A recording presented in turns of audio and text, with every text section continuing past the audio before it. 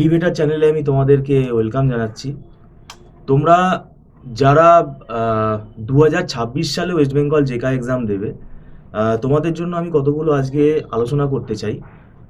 প্রথম কথা, এইবার মানে 2025-এ আমাদের পরীক্ষাটা অক্টোবর মাসে হয়ে গেছে, তোমরা জানো। পরীক্ষাটা একটু লেটে হয়েছে।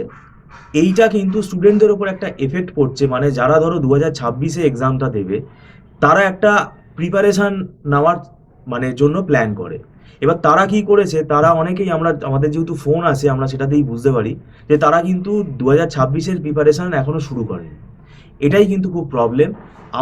আমাদের ব্যক্তিগত মতে, আমার ব্যক্তিগত মতে আমি কিন্তু বরাবরই বলে আসি, জেকার জন্য কিন্তু তোমাকে মিনিমাম 1 বছরের প্রিপারেশান নিতে হবে। বিগত দিনে আমাদের ইনস্টিটিউট থেকে যারা যাদবপুরে পেয়েছে, কল্যাণী পেয়েছে বা সিইউতে পেয়েছে, তারা কিন্তু 1.5 বছরের কাছে প্রিপারেশান নিয়েছে। তো সেটা কিন্তু তার মানে মাথায় রাখতে হবে। এবার এটা স্টুডেন্টের ব্যক্তিগত ব্যাপার, আমরা কাউকে ফোর্স করছি না, কিন্তু যেটা বাস্তব সেটা তোমাকে মানতেই হবে। কেননা জেকাতে দেখবে আমাদের 2025-এর যে ইনফরমেশান বুলেটিনে যে সিলেবাসটা আছে, একটা গুজব তো সব জায়গাতে আমরা দেখেছি যে জেকাতে নাকি সিলেবাস চেঞ্জ হয়ে গেছে। তো সেইটা কিন্তু একটা গুজব ছিল। এখন আমাদের যে সিলেবাস, সেই সিলেবাসই তোমাকে ফলো করতে হবে। এবছর কোয়েশ্চেন দেখলেও তোমরা বুঝতে পারবে। তো আমাদের আইটি কম্পিউটার সায়েন্সের পেপারেরই এখানে সিলেবাস রয়েছে, 10টা সাবজেক্ট রয়েছে। এই 10টা সাবজেক্টের যে সিলেবাস, ইমেন্স সিলেবাস, কেন 10টা সাবজেক্ট আলাদা আলাদা করে তোমায় পড়তে হবে, যেটা গ্র্যাজুয়েশনে পড়ানো হয় বিসিএতে বা বিটেকে বা বিএসসি কম্পিউটার সায়েন্সে। তো সেই জন্যই কিন্তু আমরা বলছি এটা লং টার্ম প্রিপারেশান দরকার। এবং শুধু তাই না, এটা যেহেতু কম্পিটিটিভ এক্সাম, এখানে কিন্তু নেগেটিভ মার্কিং একটা খুব বড় ফ্যাক্টর। তো সেটাও তোমাকে শিখতে হবে, নেগেটিভ মার্কিং কী করে অ্যাভয়েড করতে হয়।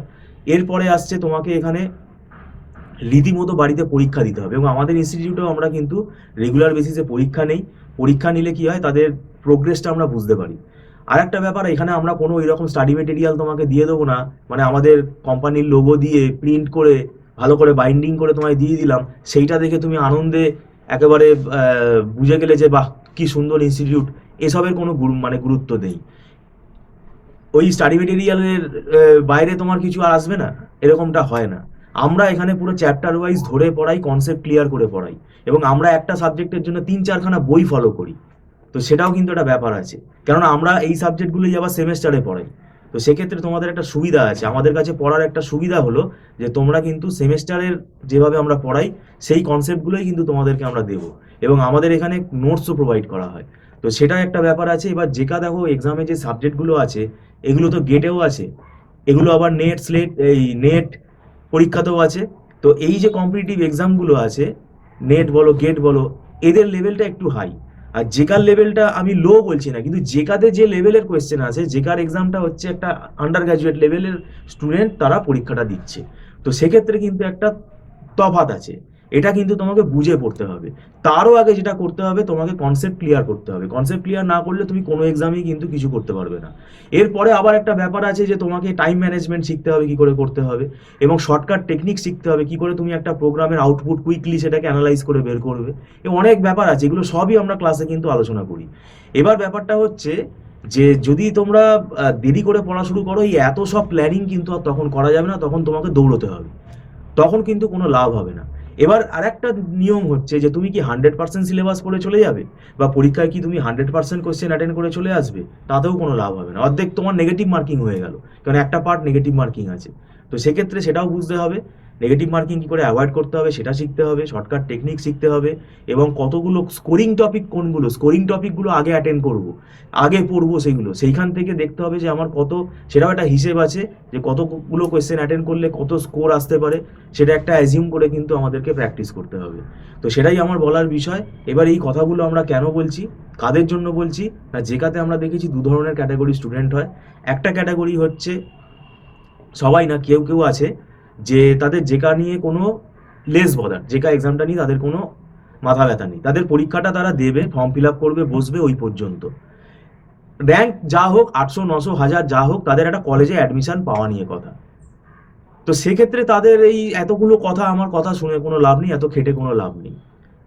এটা আমি তাদের জন্যই বলছি যে এরকমও অনেক স্টুডেন্ট আছে যারা কিন্তু মানে জেকাটা সিরিয়াসলি দিতে চাইছে, এবং হয়তো তাদের ফাইন্যান্সিয়াল কন্ডিশন হয়তো ভালো না, সেক্ষেত্রে তারা প্রাইভেট সেলফ ফাইন্যান্স কলেজ থেকে পড়ার হয়তো তাদের সুযোগ নেই, তারা কিন্তু হয়তো চাইছে যে একটা গভর্নমেন্ট কলেজ থেকে হয়তো চান্স পেলে ভালো হয়।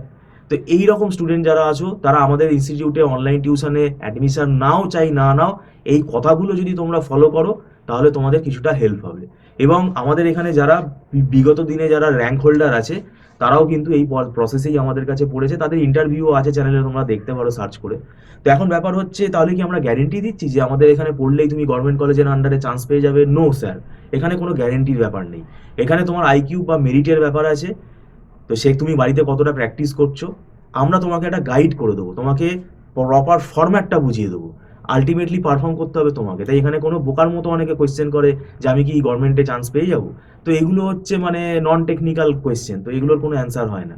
তো যাই হোক, এটাও আমি তোমাদের বলে রাখলাম। আর যারা মনে করছো যে একা একা পড়বে, এআই দেখে পড়বে বা টিউটোরিয়াল দেখে পড়বে, তারা কিন্তু এখন থেকেই পড়া শুরু করে দাও, কেননা তোমাদের সময়টা একটু বেশি লাগবে। তো সেক্ষেত্রে কিন্তু তোমাদের এটা মাথায় রাখতে হবে।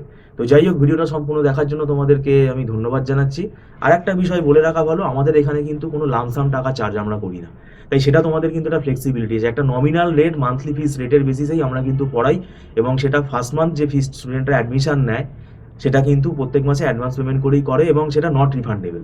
মানে এরকম হয়, তুমি যেহেতু তোমার কাছ থেকে 20,000, 22,000, 30,000 টাকা অ্যাট এ টাইম নেওয়া হচ্ছে না, তুমি একটা 1 মাস নমিনাল একটা ফিস দিয়ে তুমি ক্লাস করে দেখে নিতে পারো, তোমার ভালো লাগলে তুমি কন্টিনিউ করবে, এবং সেটা নট রিফান্ডেবল।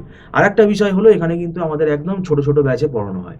তাই সেক্ষেত্রে স্টুডেন্টের সাথে টিচারের কিন্তু ইন্টারাকশনটা খুব ভালোভাবে হয়। আর যারা দূরে থাকো, অনলাইন টিউশনটাতে তাদের খুব সুবিধা হবে। তো যাই হোক, তোমরা যেকার প্রিপারেশন নেওয়া স্টার্ট করে দাও। আমাদের এখানে কিন্তু অ্যাডমিশন শুরু হয়ে যাচ্ছে, তোমরা অ্যাডমিশন নিতে চাইলে ফোন করে কথা বলতে পারো। Thank you so much.